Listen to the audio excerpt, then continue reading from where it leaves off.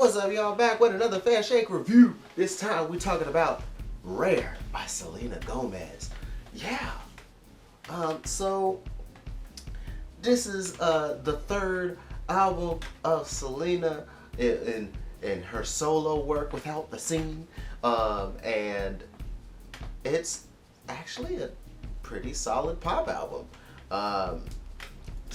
Selena's definitely someone that of late, as she's done more of the solo stuff, that I would kind of pop in and see. It's like, oh, okay, she's got a couple good songs, but I wouldn't like dive fully into the albums. But I figured that this time, since the opportunity presented itself, I'd go ahead and dive on in with the new release of Rare, especially since she's trying to be even more vulnerable with some of the stuff that she was releasing. At least that's what I believed with a lot of the singles, like Look at Her Now and Lose You to Love Me.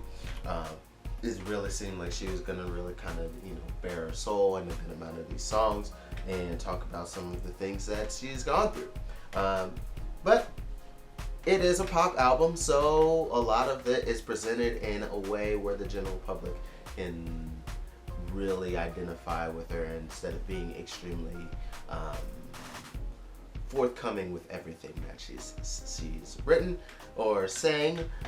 So either way, still good music. So going through it, we got songs like the opening track, Rare, where she talks a little bit about her own self-worth and how she needs to be treated like she's rare because she is worthy of that.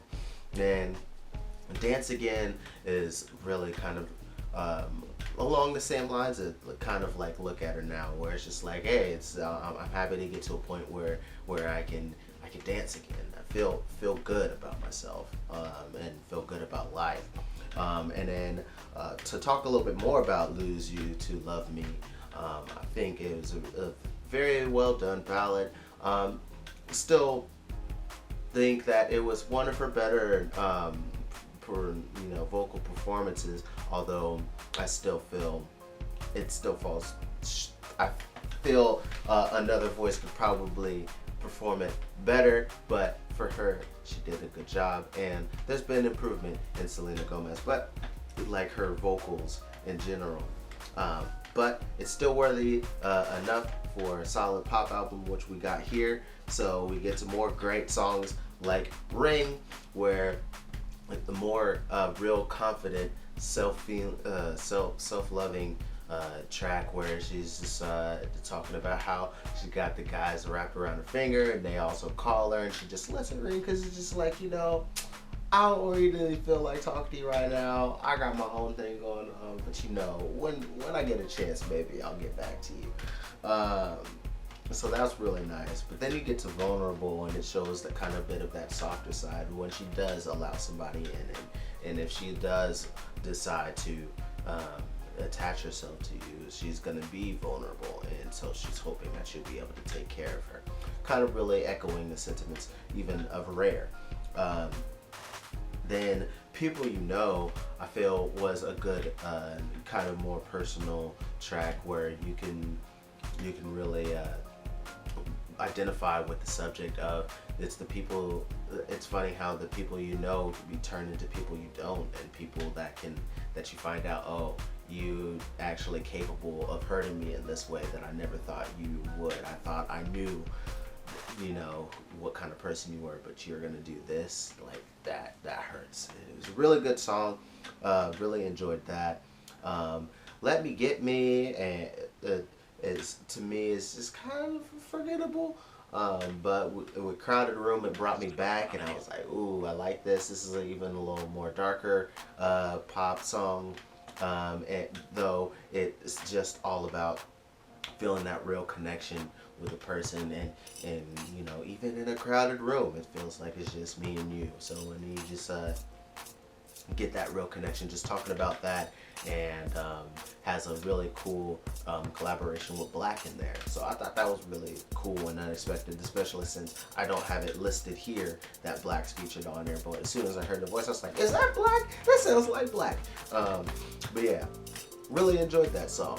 Then we get to kind of Crazy, where it's just like, yo, something's off about you.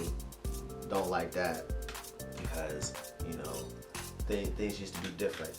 And then fun, just kind of talking about it's like, you know what? I don't see having a relationship with you, but being around you could be fun, and maybe we could have some fun. But real light-hearted track with that. Then Cut You Off, I think, was a really cool song where it's just like, you know what, I'm fed up with the situation, and it's just like, I gotta cut you out of my life because you're bringing more harm than good.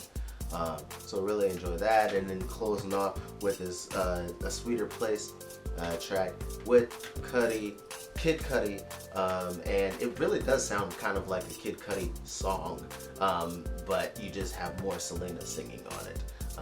But pretty decent closer sonically, and just even thematically, just because it's kind of really all about her struggle and her triumph of trying to regain that self-confidence and hoping that things around her can be better. So really solid project. A lot of really good songs in here. Just like a couple that I'm just like, that wasn't so hot. Production wise, it does cover a good range of different styles you can do in the pop world, where you get your influences from Latin pop, you can get your influences from dance pop, you can get your influences from more of an R&B pop, and I feel it's a really nice blend, and yeah, it's a solid project. But would I return to it a lot?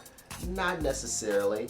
There may be like a couple of songs that I would go back to. Like Crowded Room is definitely one up there for me. I think People You Know is also really great. Ring is a really fun track to listen to. And I can see Look at Her Now becoming like being infectious and growing in appreciation of that track, because it is another really fun track to listen to. It's and that will really just kind of get its way nestled into your brain. But yeah, solid pop project. And if you've listened to Selena before, it's gonna be much more of that, and I'm sure you can hear even more growth if you've been into her much longer than I have from the last projects. But yeah, that's it for me. Let me know what your thoughts are, and down below. Much love, peace.